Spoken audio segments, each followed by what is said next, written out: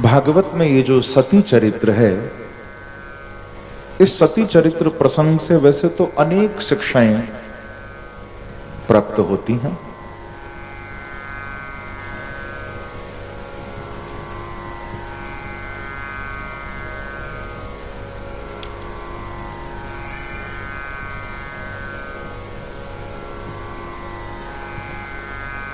लेकिन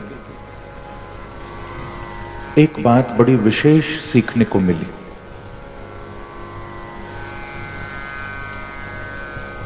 सती जी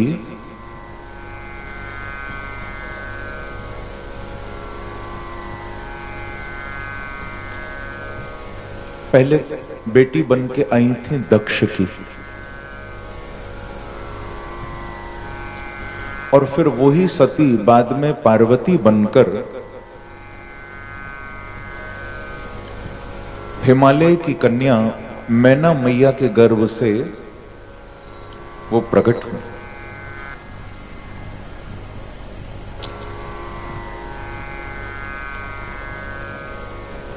दोनों ही कथाओं में एक बड़ा अद्भुत अंतर है।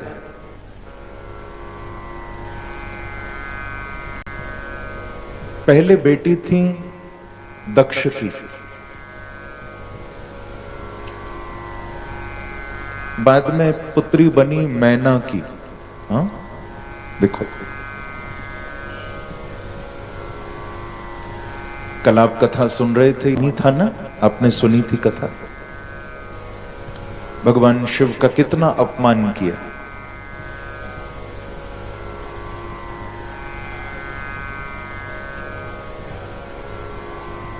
तो उस अभिमानी दक्ष की बेटी बनकर जब आई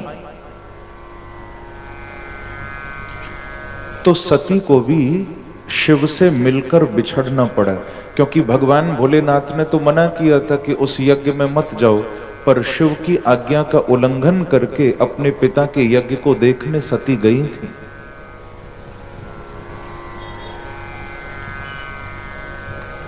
शिव से मिलकर भी बिछड़ना पड़ गया।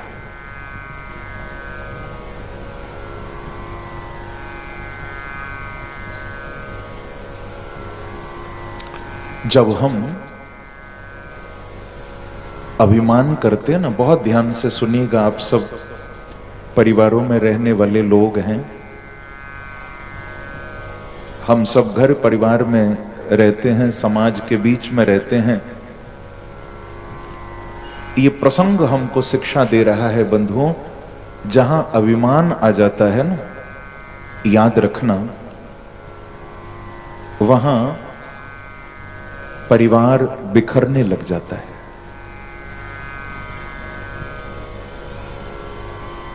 आज हर परिवार की यही तो समस्या है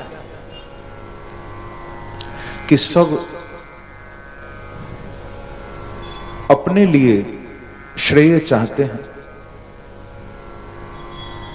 सब चाहते हैं हमें यश मिले, हमें श्रेय मिले, हमें सम्मान मिले, लेकिन अभिमान इतना होता है कि लेना तो चाहते हैं पर देना नहीं चाहते। प्रेम से कहो श्री राधे। यही तो समस्या है। जब सती बनकर आई थी तो उस समय दक्ष पिता था, और आपने कथा सुनी थी ना, भोले बाबा ने उसको बकरे का सिर दिया, वो मैं करने वाला था।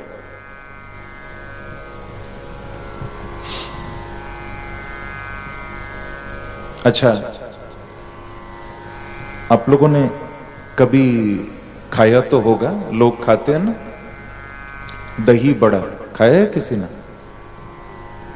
सबने खाया है। और भी कई तरह के होते हैं, उधर साउथ में जाओ तो सांभर बड़ा मिलता है, दही बड़ा, सांभर बड़ा लोग खाते हैं, मिर्ची बड़ा, आलू बड़ा। लेकिन ये सब आज की समस्या नहीं है। आज की समस्या है मैं बड़ा।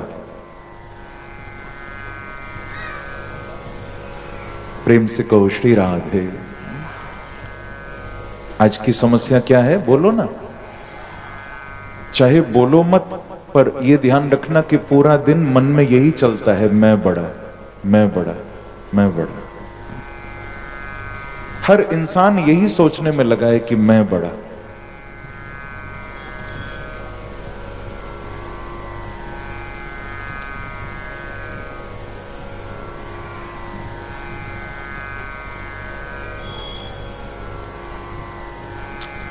लेकिन वास्तव में बड़ा नहीं बन पाए। वास्तव में बड़ा कौन है? वास्तव में बड़ा वो है जिसने अपने आप को बड़ा मानना छोड़ दिया है।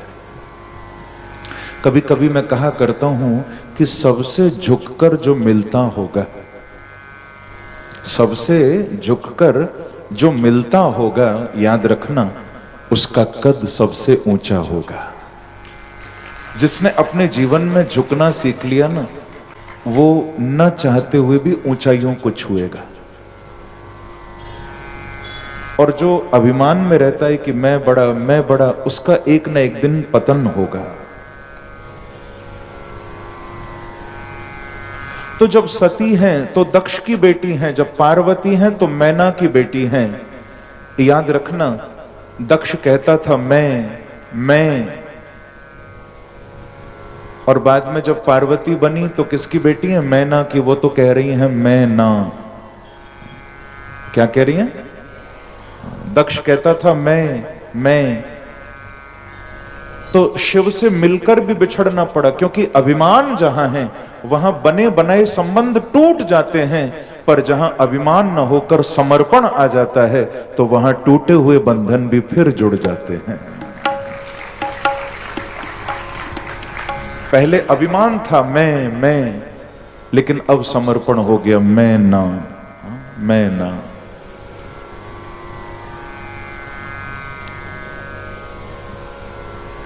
इसीलिए तो कहा गया कि बकरे ने मैं कहा तो मोल हुआ 10-20। प्रेम से कहो श्री राधे। जहां पर ये भाव होगा ना, मैं ना, याद रखना वहीं पर संबंध टूटे हुए भी जुड़ जाएंगे। और जहां अभिमान आ गया, आज हम परिवारों में देखते हैं,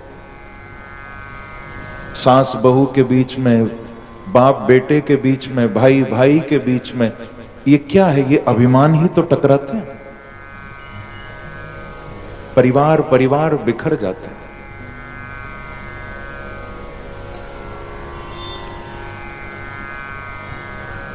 इसीलिए संतों ने कहा कि मैना ने मैना कहा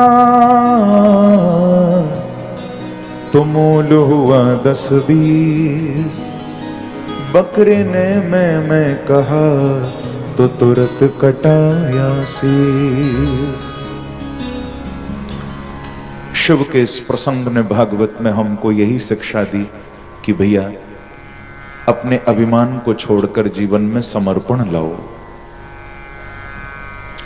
दूसरे को भी सम्मान देना सीखो, दूसरे को भी आदर देना सीखो, तभी जीवन में आनंद आएगा। श्री सुखदेव जी महाराज कहते हैं कि परीक्षित,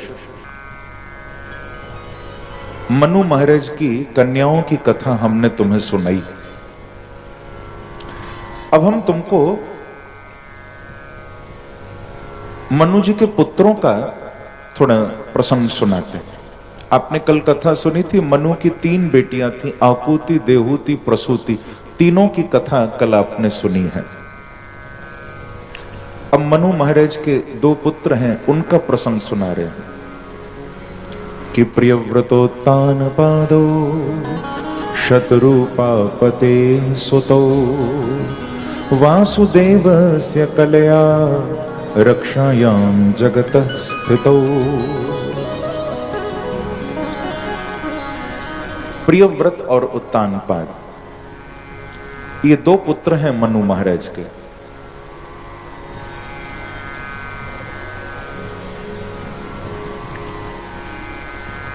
ये जो उत्तानपाद है ना, ये हैं तो मनु के छोटे बेटे, परंतु गद्दी पर पिता ने इनको ही पहले बिठाया, क्योंकि जो बड़े पुत्र थे प्रियव्रत, उनका थोड़ा सा मन भगवान के भजन में ज्यादा था। उनकी कथा भी आगे आप सुनोगे।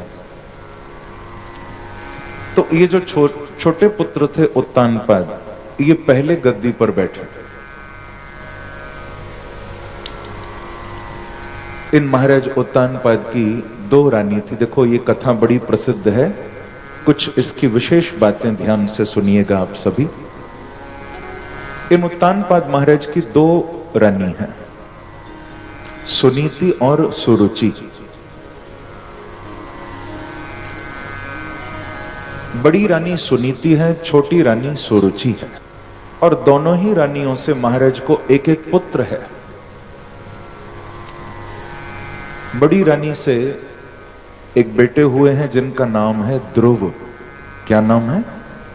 ध्रुव। और छोटी रानी से भी एक पुत्र हुए जिनका नाम था उत्तम।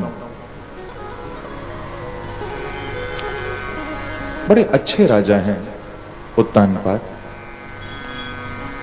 इनकी प्रजा में कोई समस्या नहीं है, कोई दुखी नहीं है, प्रजा प्रसन्न है। एक बार का प्रसंग,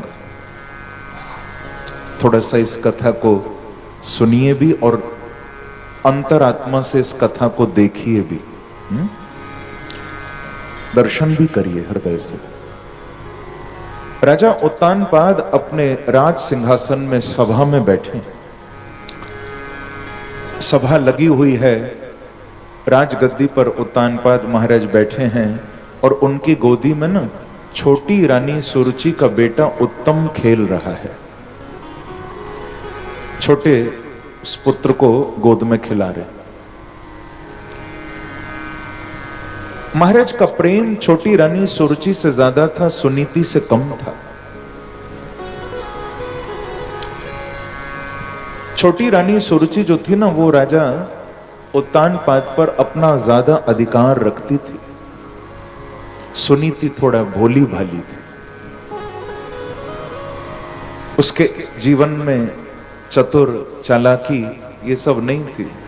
चातुर्य से दूर दूर तक लेना देना नहीं। सुनीति मैया बड़ी भोली भाली सीधी थी। यहां तक कि महाराज उत्तानपाद ने ना उसको रहने के लिए दूसरा महल दे दिया था। वो बेचारी अपने महल में अपने बेटे ध्रुव के साथ रहती थी। लेकिन आज ऐसा हुआ कि वो 5 साल का बालक ध्रुव, वो अपनी मां के महलों से निकला और चलता चलता अपनी विमाता यानी सौतेली मां के महल में आ गया। और उस बच्चे ध्रुव ने दूर से देखा कि पिता सिंहासन पर बैठे हैं और पिता की गोद में भैया उत्तम खेल रहा है। तो बच्चे ही तो थे ध्रुव, मन मचल गया। मन करने लगा कि क्यों ना मैं भी ऊपर जाऊं सिंहासन की सीढ़ियां चढ़कर और मैं भी थोड़ी देर पिता की गोद में खेलूं। ऐसा मन हुआ कि एकदा सुरचे पुत्र मंकमारोप्य लालया उत्तमं नारुरुक्षन्तम् ध्रुवं राजाभ्यनन्दत।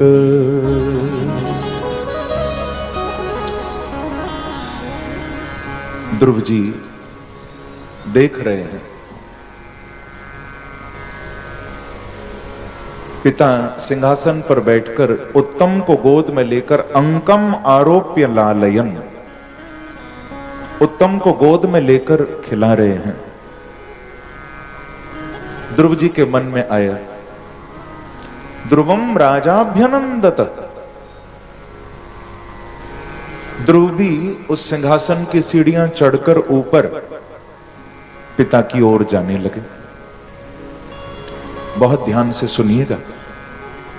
जब पिता की ओर ध्रुव जा रहे हैं तो दोनों हाथ ऐसे फैला दिए ध्रुव ने कि पिताजी मुझे भी गोद में ले लो। और पिता के भी मन में आया कि मेरा बेटा ही तो है, ये भी तो मेरी संतान है। अरे जब एक बेटे को खिला सकता हूं तो दूसरे को क्यों नहीं। तो पिता के मन में भी भाव आया, ध्रुव को देखकर हृदय में एक वात्सल्य जगा। तो पिता ने भी दोनों हाथ फैला दिए कि आजा बेटा, तू भी मेरा है। और गोद में लेने ही वाले थे कि उसी समय सौतेली मां विमाता सुरुचि आ गई। और मालूम है क्या किया? देखो फिर वही बात आ रही है ना, अभी हम चर्चा कर रहे थे कि परिवार परिवार क्यों टूटते हैं, क्योंकि हमारे अभिमान टकराते हैं। सुरुचि ने ध्रुव का हाथ पकड़ा और हाथ पकड़कर पीछे धकेल दिया और कहा कि तेरी इतनी हिम्मत कि तू मेरे महल तक आ गया, और तेरी ये मजाल कि तू महाराज की गोद में बैठना चाहता है। ये सुनकर छोटे से ध्रुव बोले कि मां,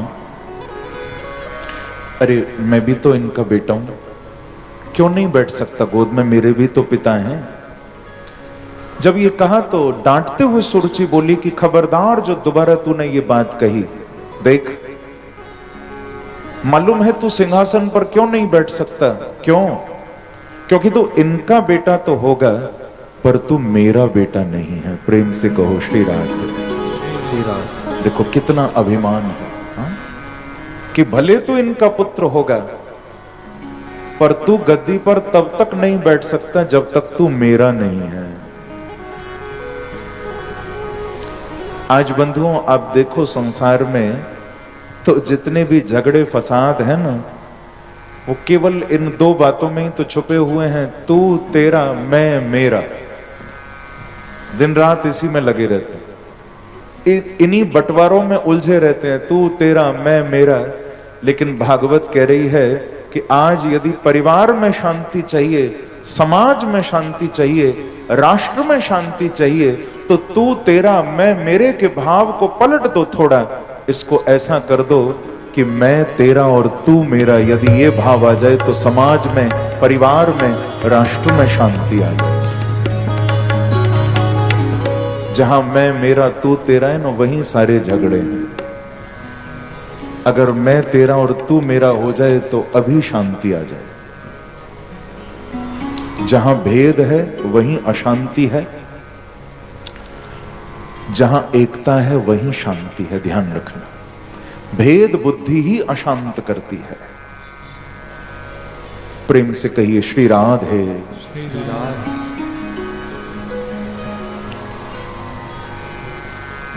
तो ध्रुव को डांटा कि खबरदार जो मेरे महल में दोबारा आया।